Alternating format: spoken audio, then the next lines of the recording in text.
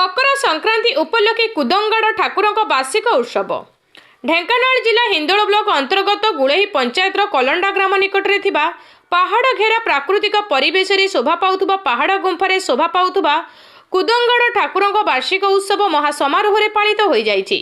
एही ठाकुरंक वार्षिक उत्सव रे एही ग्रामर ग्रामवासी आबाल वृद्ध वनिता समस्ते कुदन ठाकुरंक पाखरे पूजा अर्चना करी निजर मानसिक निमंते दुख जणाई थांती। एही ठाकुरंक पाखरे जे जा मनासी दुख जणाती ताहा से पूरण करंती बोली ग्रामर वयोज्येष्ठ व्यक्ति मानक ठारू सुनिबाकू मिले एवं ठाकुरंक महिमा बहुत अपार एवं दूर दूरांतरु भक्त माने एही मकर संक्रांति दिन आसी ठाकुरंक पाखरे मानसिक रखि थांती। एठी ठाकुरंक वार्षिक उत्सव रे संकीर्तन रे उत्सव स्थल कंपी उठिथिला ओ हजार हजार संख्यारे भक्त मानक गहली लागि रहिथिला ओ सेमानक पई अन्न प्रसादर व्यवस्था होइथिला।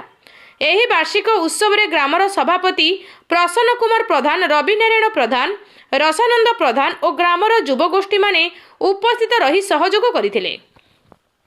ढेंकानाल जिला प्रतिनिधि संतोष कुमार महापात्र रिपोर्ट, निर्भीक न्यूज।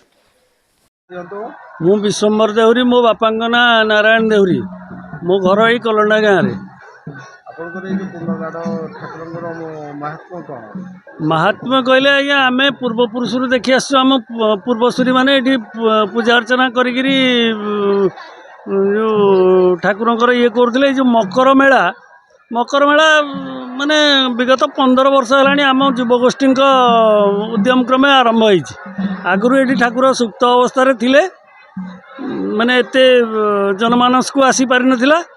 एबे ठाकुरंक आशीर्वाद रु जाओ ये माने बहुत लोक समागम होउछि। प्रति वर्ष मकर संक्रांति रे हजार हजार लोक आसिक ये प्रसाद सेवन करुछनी। एठी ठाकुरंक महिमा पर एठी जे जहाँ मानसिक करके जाए ता निश्चित भाव पूरण हुए।